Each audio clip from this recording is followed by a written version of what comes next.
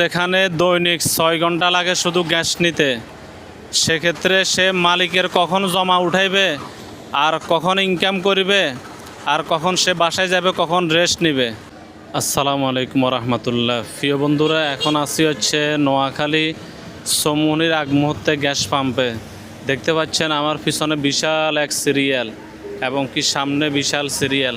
দেখি একবারে প্রাইভেট কারের লাইনের সামনে যিনি আছে ওনার সাথে একটু কথা বলি, দেখি ওনার সব কিছু মিলাই সময় কতক্ষণ লাগছে। ভিডিওটা শুরু থেকে শেষ পর্যন্ত দেখতে থাকুন। 2.5 ঘন্টার মতো না? তো হচ্ছে এখন কি অবস্থা, গ্যাস সংকটের কি অবস্থা? এটা কি 600 কাটবে নাকি? শুনতেছি কাটবে, এবার আল্লাহ যদি রহমত করেন এটি আর কিছু বলতে পারতাম না। ভাইয়া কতক্ষণ আছেন গ্যাস পাম্পে? ধরুন আপনি 3 ঘন্টা।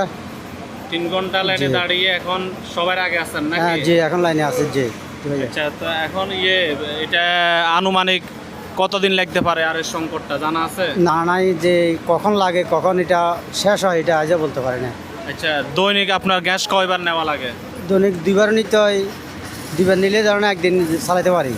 আচ্ছা, একবার নিতে যাইলে যেখানে 3 ঘন্টা সময় লাগে, সেক্ষেত্রে 2বার নিতে গেলে 6 ঘন্টা সময় লাগে হ্যাঁ নাকি? অবশ্যই অবশ্যই 6 ঘন্টা সময় লাগে।